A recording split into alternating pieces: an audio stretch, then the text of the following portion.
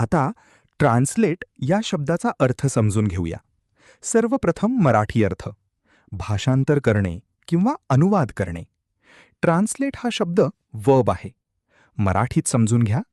Translate म्हणजे एका भाषेतील मजकूर किंवा बोलणे दुसऱ्या भाषेत रूपांतरित करणे.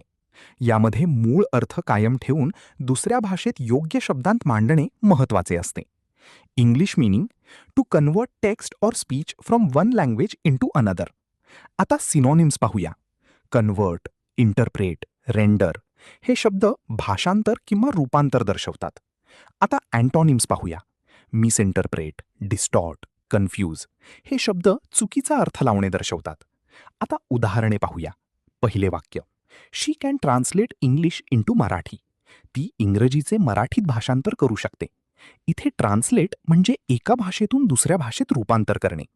खालील प्रश्नाचं उत्तर कमेंटमध्ये लिहा.